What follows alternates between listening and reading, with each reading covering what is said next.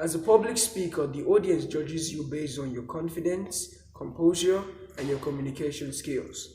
That's why in today's video, we are going to be taking a look at body language and we are going to be breaking it down so that you can pass your information as clearly and as effectively as possible. Let's begin.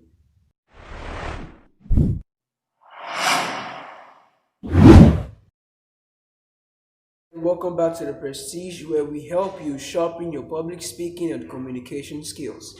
I am your host, Untitled Chapter, and in today's video, we are going to be diving in head first into body language and communication. With that being said, let's begin.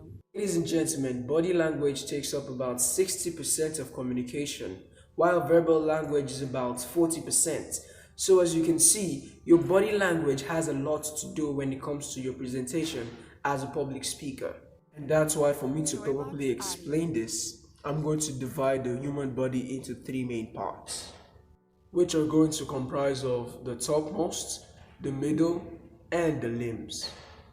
Now, I would suggest that if you don't have a pen and a paper or a jotter, I suggest you pause the video right now and you go get those, because the points I'm about to give you would be very, very crucial for your body language as a public speaker.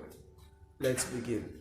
Now, the format I will be using is I would explain the first region, then I would move over to the subsets under it before I go over to the next region. The topmost layer. This is basically the head, the eyes, the lips, and your neck.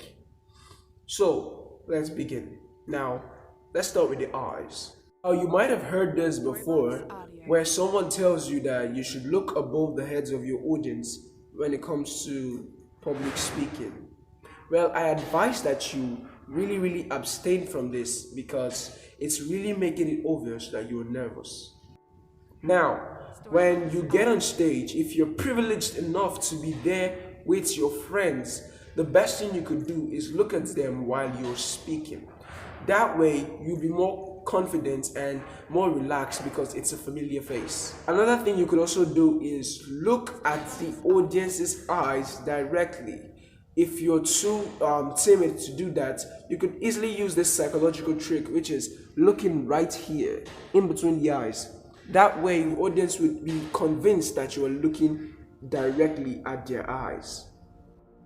Now that you know how to use your eyes, I'm going to tell you when you should be doing it and how you should be doing it. Now, in order for you to effectively use your eyes in passing information through body language, what you should do is always use this rule of thumb. Whenever you say a sentence, look at a person long enough to finish that sentence. An easy formula to summarize this is one look, one thought. Look at someone long enough to finish a particular thought or a sentence. For example, when I'm going to be speaking to someone, I can look at that person in the audience, probably by this side, and I'll be like, the most important thing for you to do as a parent is love your child. Then I'll look over to another person, and then I'll look at that person in the eyes and say another sentence. You could also do this by moving around, but don't worry, we'll get into movement very soon.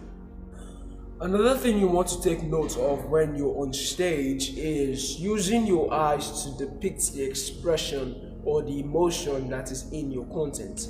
For example, if you're to depict someone, if you're talking about someone who is very strict, your eyes should be stern and focused.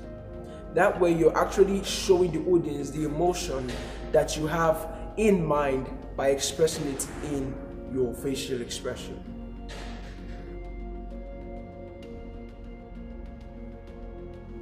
I want you all to understand that when you are talking to someone, you should be nodding your head slightly. Research has shown that when you nod your head while talking to someone, that person is likely to agree with what you're saying.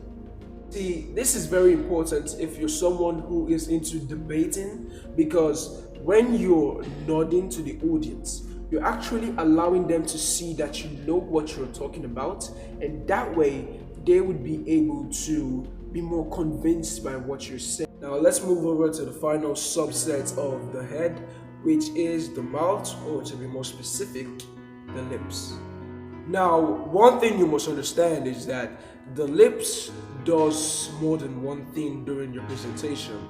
They're actually speaking, and they are also working hand in hand with the eyes to create some specific emotions. For example, if you were to say something like, she was very, very happy, then your eyebrows should be going up and your lips should be smiling. So you would be like, she was very, very happy. If you're saying something like, she was so frightened, then you should put on a frightened look. Like, she was so frightened that even the blah blah blah blah. You get my point, right? This way, you're actually painting an image of what you're trying to depict in the audience's mind. When they really understand, when they're seeing the picture that you're painting, then they'll be more likely to connect with what you're saying or connect with you. Now, let's hop over to number 2, which is the torso. Now, the torso really deals more with your posture. When you're on stage, you don't want to have a lazy posture, or you don't want to be hunching. Some people, I understand, naturally have hunchbacks, so they can't really do much about this. But for the average Joe, which is probably one of you guys watching this video, what you should be doing is you should be making sure that your posture is perfectly aligned to suit you on stage. For example, trying to go with a more confident look, then you should be looking more like this instead of this. Most public speakers usually hunch themselves due to some sort of exercise or something. Trying to correct your postures would be really, really good for you. Well, you see, the truth is that in fact, they are speakers who have nothing but only their torso. An example of someone like this is Nick Vujicic, who is someone that I look up to a lot. He is an amazing speaker, and guess what? He doesn't have hands or legs. He only has his torso. And the way he expresses himself, his body language is amazing.